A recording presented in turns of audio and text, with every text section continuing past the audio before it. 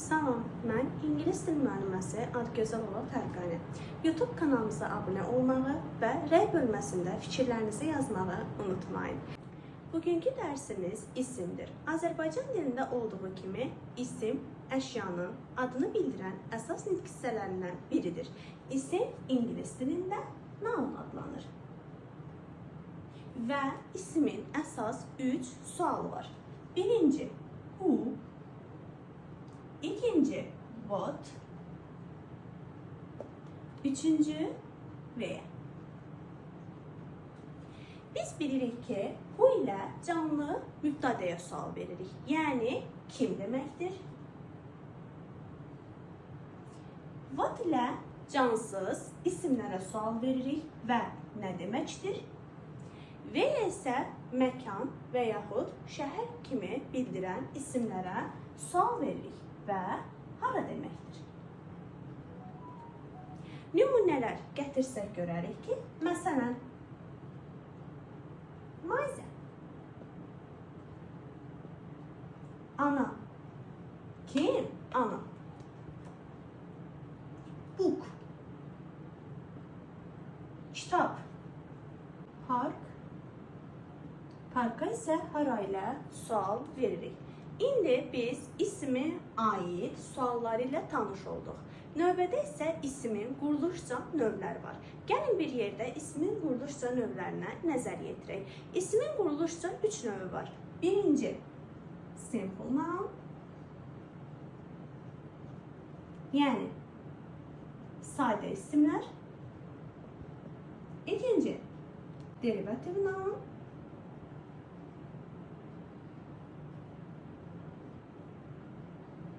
Düzəltmə isimlər. Üçüncü isə compound noun, yəni mürəkkəb isimlər.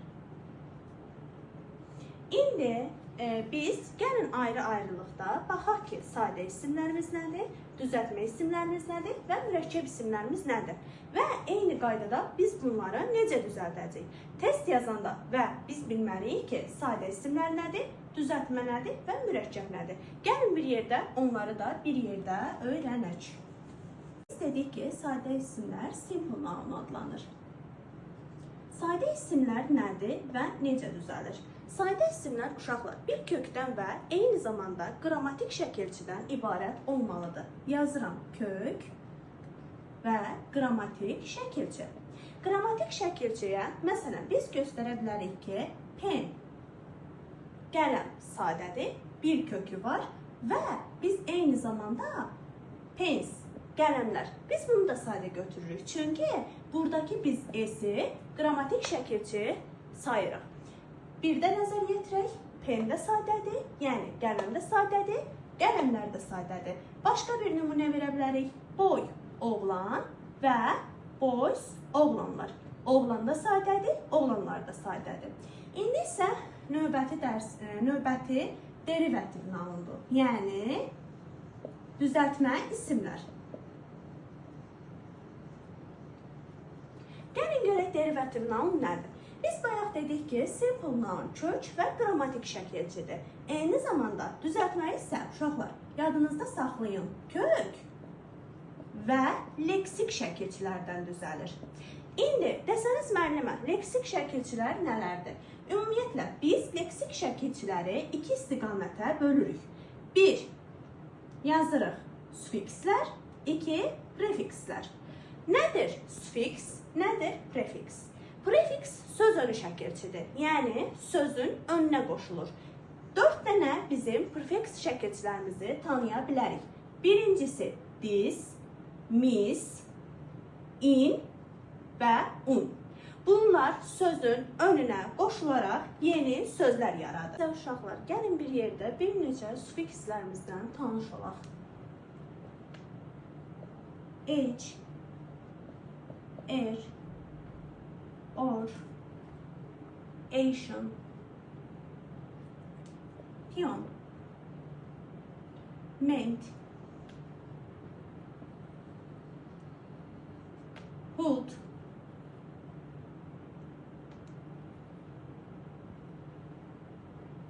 ship.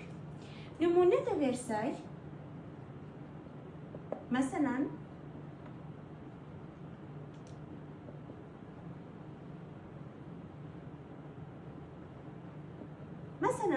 friendship. Bir də deyirəm, qarışdırmayın. Perfekslər sözün əvvəlinə qoşulur. Məsələn, buna da bir nümunə versək, dishonest. Yəni, vicdansız. Bunlar sözün əvvəlinə qoşularaq yeni söz yaradır. Sufikslər isə sözlərin sonuna qoşularaq yeni söz yaradır. Sadə isimlər bir kökdən ibarət olurdu. Lakin düzəltmə isimlər isə yeni sözlər yaradırıq. İndi keçirik, bəzi nüanslar var. Hansı ki, biz dedik ki, sözün sonunda ment olanda sufiks olduğu üçün düzəltmə sayılır. Amma bir neçə istisna sözlərimiz var ki, biz bunları düzəltmə isim yox, sadə isimlər götürürük. Gəlin bir yerdə bu sözlərdən tanış olaq. Mentlə bitməsinə baxmayaraq, sadə olan isimlərin bir neçəsi ilə tanış olaq. Məsələn, parlament,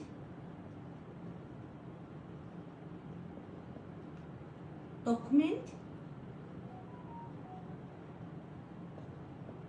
moment, monument. Nədir mürəkkəb isimlər? Neçə cürə yazılır və biz nələri mürəkkəb isim sayırıq? Mürəkkəb isimlər adından da göründüyü kimi iki və daha artıq sözün birləşməsi ilə yaranan isimlərə biz mürəkkəb isimlər deyirik. Mürəkkəb isimlər üç yolla yarana bilər. Birincisi defislə, ikincisi bitişik, üçüncüsü isə ayrı yazılanlar. Gəlin nümunələr verək. Məsələn, mother in law, yəni qaynana. Görürük ki, biz burada bunlar defisdir. Bilirik ki, defislə yazılır. Bitişik yazılanlar, məsələn, notebook. Ayrı yazılan isə, məsələn, school boy. Məktəbli oğlan. İndi uşaqlar, bizim bayaq dediyimizə uyğun olaraq bir qayda da var ki, ship bayaqları dedik ki, sufiks idi və düzəltmə isimin artırılması üçün istifadə edirdik.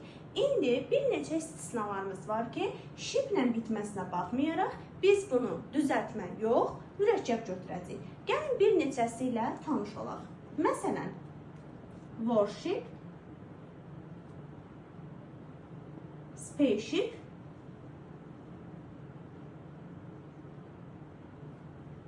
və desertship və s. Bunlar sonu göründüyü kimi shiplə bitməsinə baxmayaraq, bunlar sadə düzəltmə isim yox, mürəkkəb isim adlanır. İndi isə uşaqlar isimdə ayrı bir başlıq altında verilmiş dərsimiz ümumi isim və xüsusi isimdir. Yəni common noun və proper noun. İsimlər mənasına görə iki kateqoriyaya bölünür.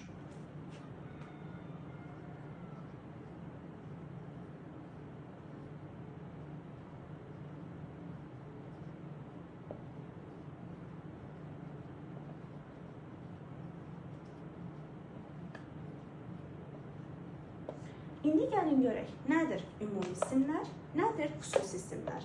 Bir dənə fərqi sizə mən vurğulamaq istəyirəm ki, ümumi isimlə xüsusi ismin arasında bir dənə fərq odur ki, ümumi isimlər kiçik hərflərlə yazılır, xüsusi isimlər isə böyük hərflərlə yazılır. Ümumi isimlər ümumiliyə aiddir. Daha sonra xüsusi isimlər isə bizim həmin o ümumi ismə verdiyimiz adlardır. Məsələn, boy deyəndə oğlan nəzərdə tuturuq, amma balaca hərflə yazırıq. Amma biz desək ki, məsələn, Ahmet və yaxud Ali. Biz həmin bu oğlana Ali adını verdik, ümumi ismi avtomatik olaraq çevirdik xüsusi ismə. Fərqi də gördük. Boy balaca hərflə yazılır, ümumi isimdir. Ali isə bizim həmin oğlana verdiyimiz addır və xüsusi ilə yazılır.